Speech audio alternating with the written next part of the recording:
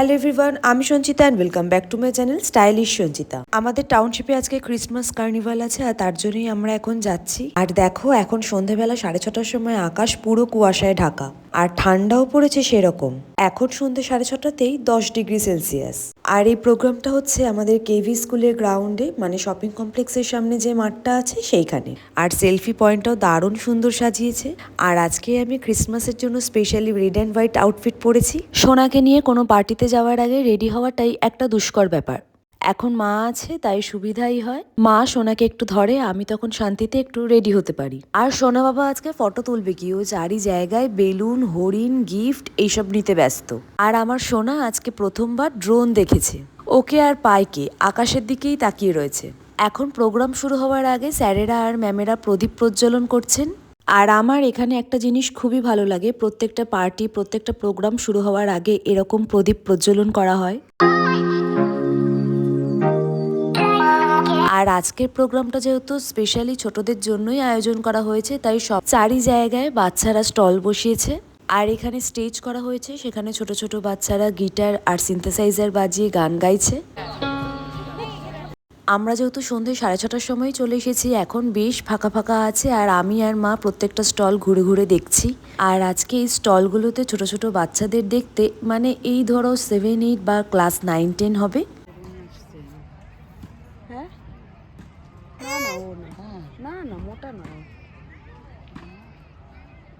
সোনা বাবা এখন চলে এসেছে টপ থেকে গাঁদা ফুল তুলতে, আর দিদার সাথে প্রত্যেকদিন ফুল তুলে তুলে ওর ফুল তুলতে এখন খুব ভালো লাগে।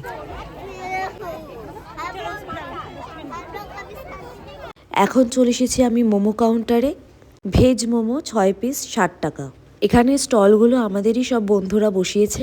এই শীতকালে গরম গরম মোমো আর তার সাথে ঝাল ঝাল সস খেতে কিন্তু দারুণ লাগবে।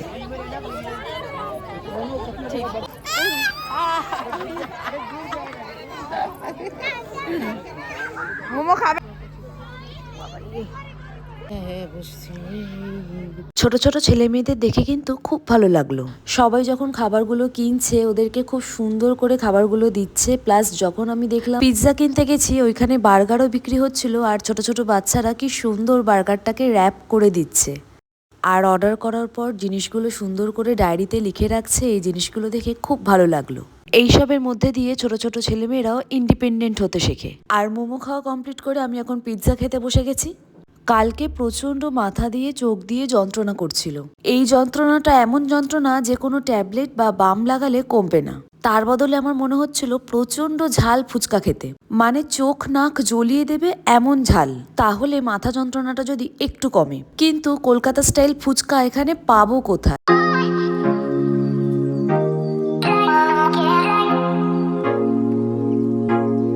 আর এখানে যদিও বা একটা বসে শপিং কমপ্লেক্সের মধ্যে, তাই কলকাতা স্টাইল ফুচকা না হলেও কিছু তো ফুচকা পাওয়া যাবে। তাই আমি আর মা শপিং কমপ্লেক্সে ফুচকা খেতে এসেছিলাম। আর গিয়ে দেখি ফুচকাওয়ালা সেদিন বসেনি। তাই আজকে যখন ঝাল ঝাল পিৎজা, মোমো এসব পেয়েছি, তাই মন পুষিয়ে খেয়ে নিয়েছি। আর এইখানে আমাদের কেন্দ্রীয় বিদ্যালয়ে আর বালভারতী স্কুলে ছোট ছোট বাচ্চারা সান্টা ক্লসের ক্যাপ বানিয়েছে, সেগুলোই এখানে এক্সিবিশনে রাখা হয়েছে।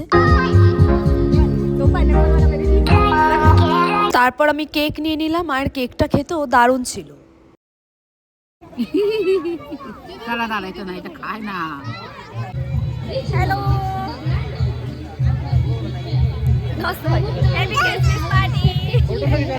আমার সব এখানকার বন্ধুরা, আর সবার সাথেই আমার খুব ভালো বন্ধুত্ব হয়ে গেছে। সবার সাথে এরকম অকেশন পারপাসেই দেখা হয়, নয়তো বাড়িতে প্রত্যেক দিন কাজের চাপে পাশাপাশি ফ্ল্যাট থাকা সত্ত্বেও কারোর সাথে আর দেখা করতে যাওয়া হয় না।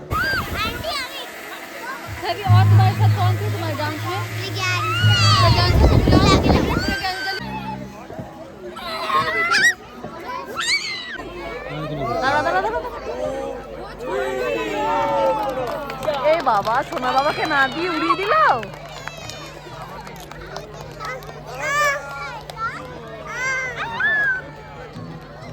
যা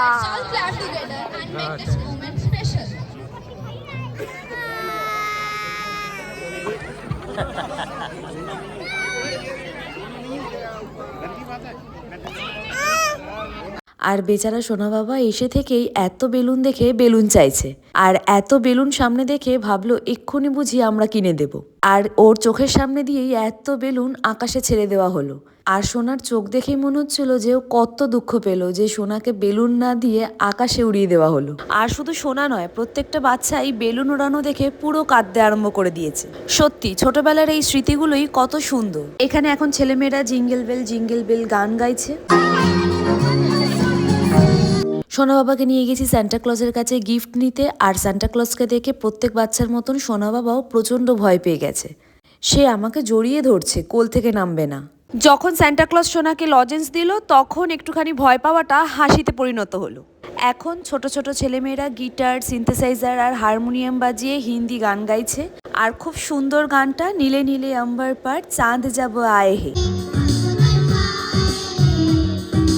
সোনা কিছুতেই কোলে থাকবে না, ওকে ছেড়ে দিতে হবে। তাই একবার করে সুপ্রতিম, মা আর আমি তিনজনে মিলে ধরছি। আর সোনাকে ছেড়ে দেওয়াই যায়, কিন্তু সোনার বয়সে এখানে এখন কেউ নেই যার সাথে সোনা খেলবে।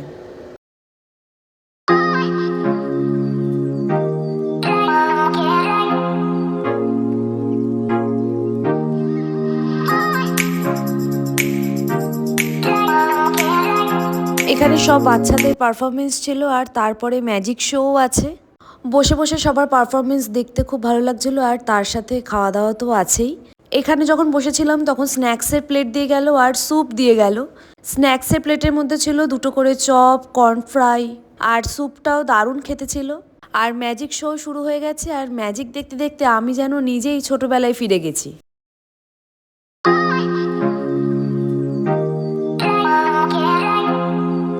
আর ছোটবেলা থেকে কিছুতেই বুঝতে পারি না যে ম্যাজিকগুলো কি করে হয়। এরকম লাল রুমাল থেকে ছাতা হয়ে যাচ্ছে, বেলুন থেকে এরকম সুন্দর একটা কাগজের ফুল হয়ে যাচ্ছে।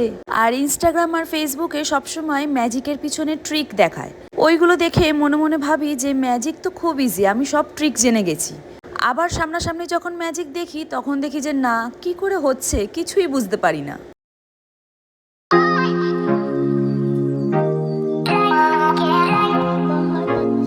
बहुत अच्छा, थैंक यू। अभी सीखोगे मैजिक?